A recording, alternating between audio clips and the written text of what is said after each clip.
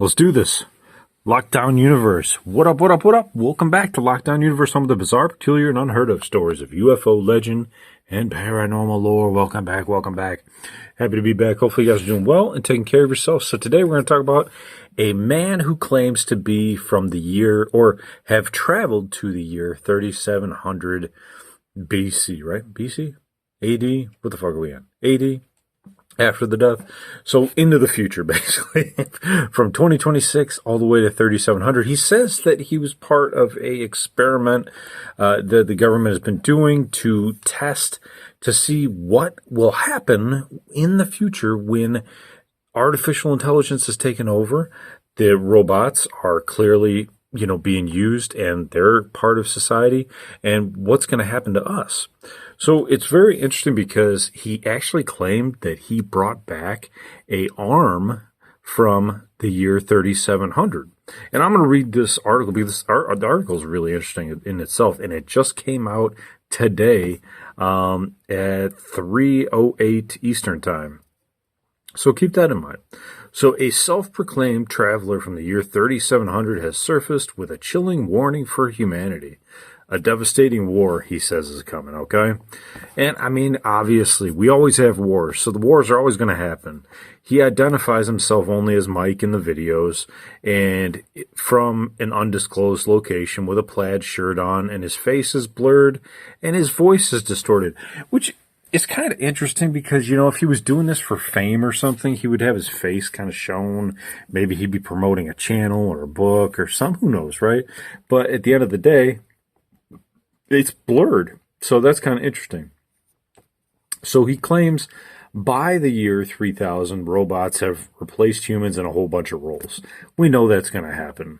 And then centuries later, 700 years later to be exact, they go against humanity. That's right. The robots basically revolt, and they want a robot utopia that they can live in without humans. So a war between the human race and artificial creations, the robots, who use artificial intelligence, decided that once they understood their power, that they were going to take over humanity, okay?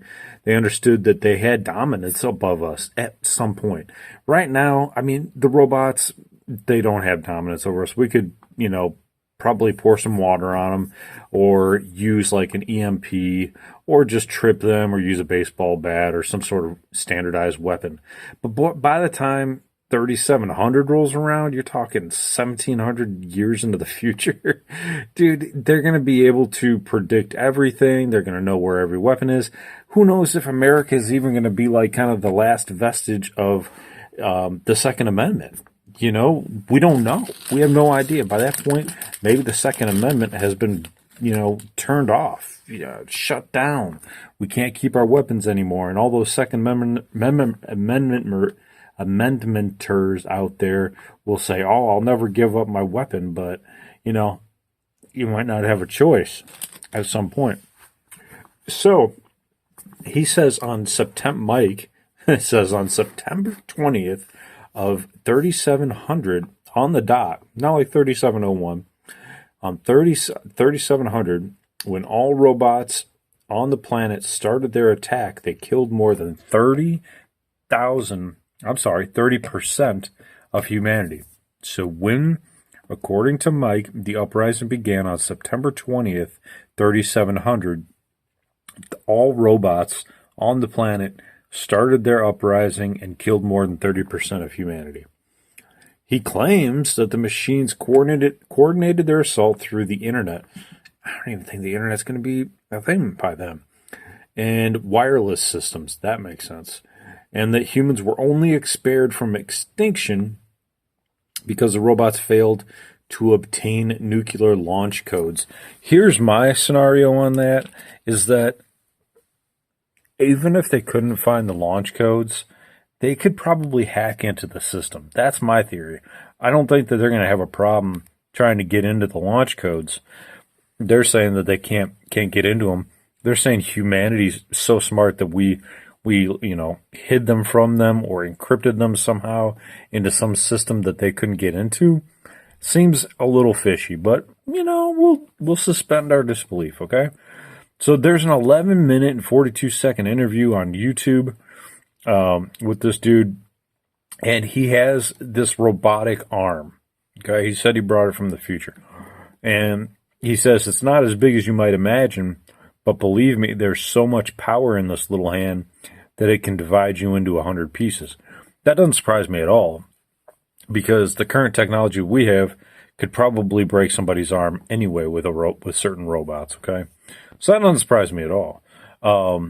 What does surprise me is that he actually has it, that he's escaped whatever kind of program he's in with this arm and hand intact, and this robot arm hand, okay, it's not human, and he says he allegedly killed this robot himself. So that's the really interesting thing there as well. So he says he's born, to give you a little bit of background on Mike, he says he was born in France. He moved to Canada when he was 14 and started working in Canada's national security 4 years later when he was 18. So according to Mike, he was part of a group that would travel to random years into the future, with a target of reaching the year 3700. Why was that a target? Makes you wonder, right? So he says that humanity underwent a dramatic transformation during the fourth millennium, with robots and artificial intelligence taking over nearly every aspect of society by the year 3000. In the future world, fossil fuels don't exist. Oil and gas gone, became obsolete and worthless, replaced entirely by solar electricity. Okay, humans were left to focus solely on creative pursuits. Their numbers dwindled a whole bunch. We went from 8 billion to 3 billion. And I don't know why this point was made in this article, but there's only 1 million rabbits that remained on Earth. I don't know. Does Mike love rabbits? I don't know why he put that in there. But he basically said the humans kind of sounds like they're living in a little bit of a utopia to a degree. They're able to just pursue their creative desires. That sounds amazing, doesn't it? To me, it sounds pretty awesome. Now, some people feel like they need to have purpose, wake up and do a job. I think a lot of us would say, hey, fuck that. I'd love to do what I want to do and not have to worry about money. I think that's almost nearly everybody's concern these days is money. Okay, so it doesn't surprise me one bit that humanity would focus on a society where they could create their own lives and how they want to manage that. I want to see. So I'm looking at this YouTube video, and he's showing it off. And honestly, it doesn't. It's got some mechanical pieces. It's got some gears to it. It doesn't look like anything that we couldn't create, which makes me wonder, is this legit? I gotta say. But let's keep going with the story, okay? I'm going to skip what I see here and keep moving on to the story, which is interesting. And it gives us something to think about and be concerned about and keep in our minds, because we've all seen the movies like Terminator where we know that AI and robots could go bad. So he claims that the military robots of the future are built very differently than the ones that are used by ordinary citizens. They're more heavily armed and they're ultimately killing machines. Everyday robots skyrocketed to about 4 million, with some designed to look exactly like humans. They were walking in cafes, in restaurants, hotel shops, and worked as consultants for companies and businesses. So it makes sense. That's what we've already built that. We've already built robot faces that go onto robots and looks very, very good in Japan. Okay. I'm not saying in America necessarily, but Japan, dude, they got some female robots that look exactly like females. Of course, they're going to make them females. I don't see hardly any male robots out there that look like male robots, or males, but the females look really good.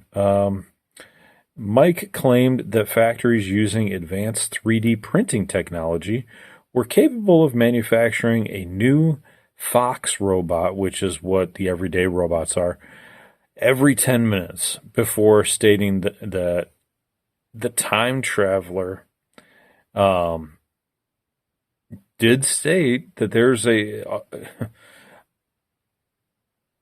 okay, so what he's saying here is that he participated in a series of dangerous missions alongside civilians who had formed their own special forces to fight the robots.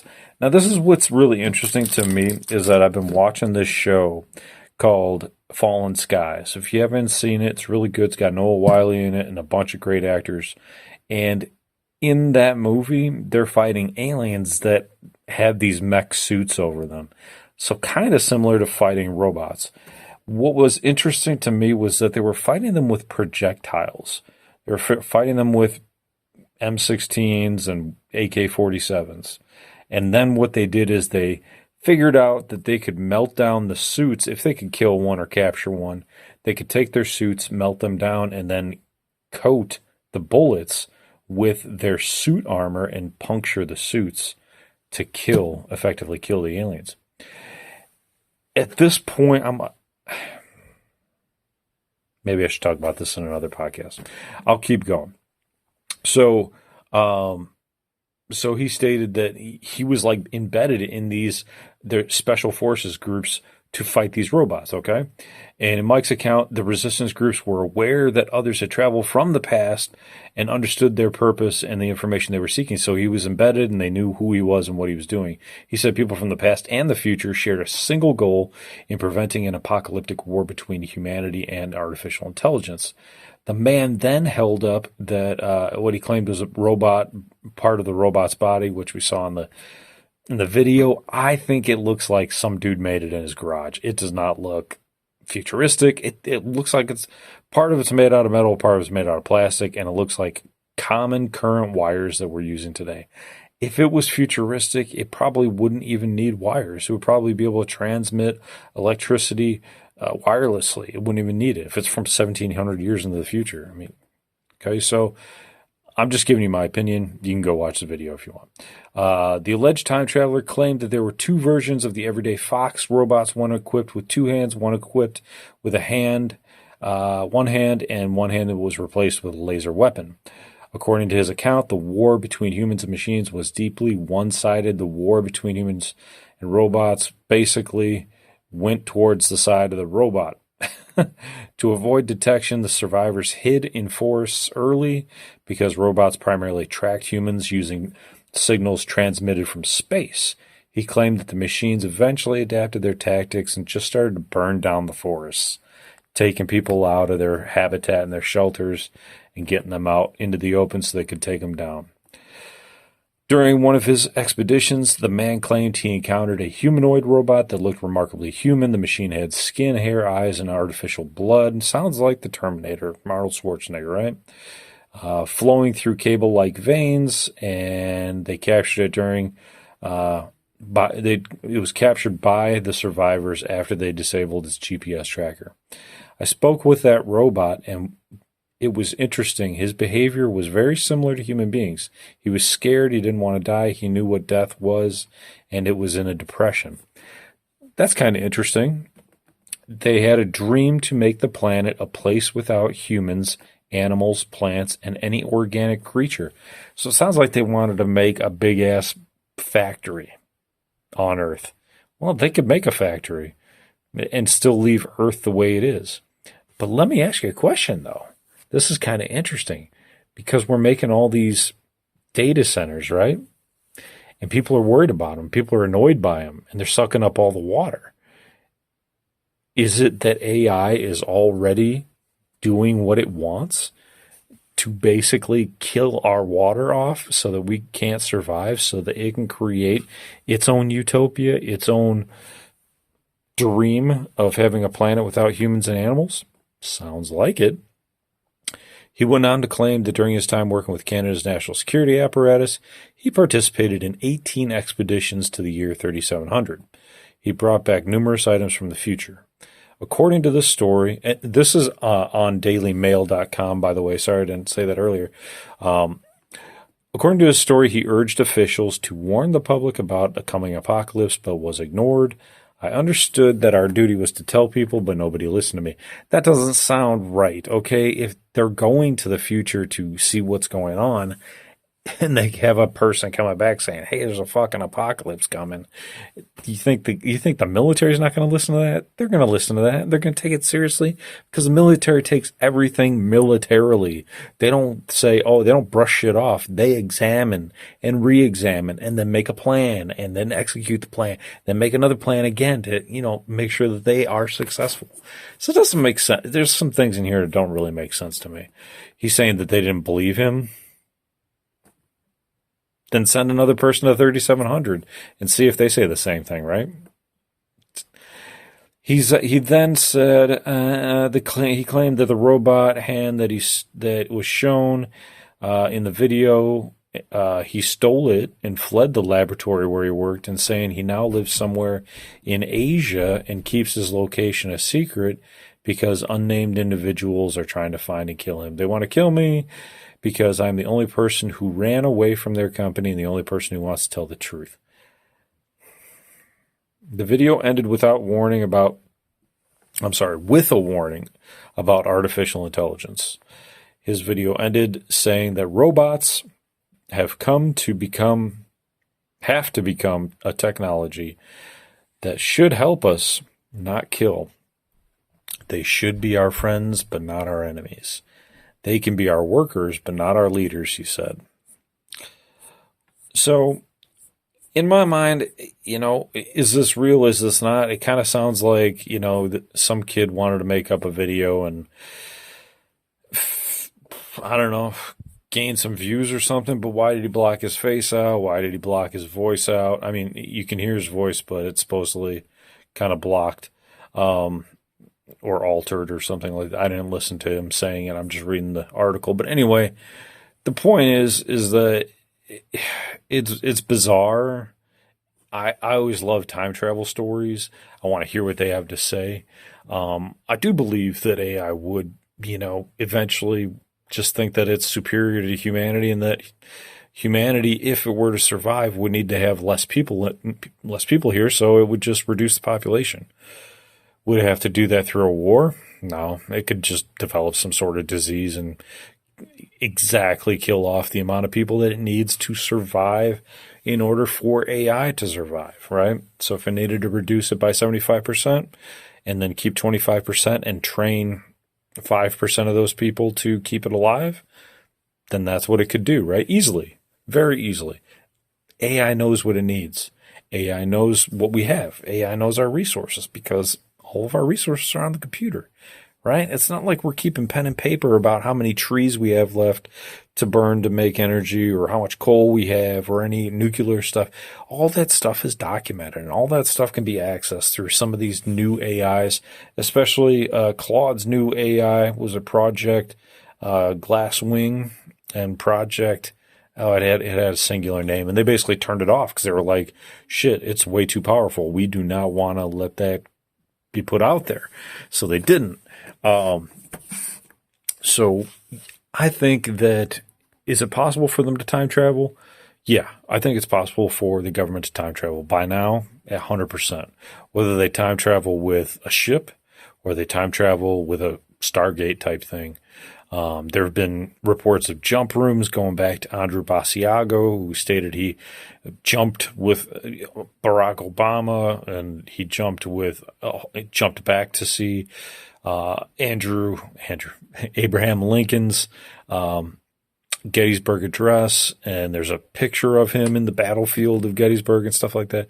So there's lots of stories of jump rooms in California. I wish I had the city's name, but that they were in skyscrapers and they were just jump rooming out, and they were created by having like 2 Tesla coils, one on each side. And when they Tesla coiled them up, created a wormhole, and you could walk right through. So can they time travel? Most likely. Now, if they did time travel to the future in Canada, I can't speak to Canada. I'm American, but if if Canada time traveled and this kid came back and said, hey, there's Armageddon in the future, and he's saying they didn't believe him, I don't buy it. I don't buy it. So I see the video of the army brought back. I'm not buying it. So unfortunately, I think this one is BS. That's my opinion. You're welcome to make your own, but I've been doing this a long time, so we kind of can sense when it's BS.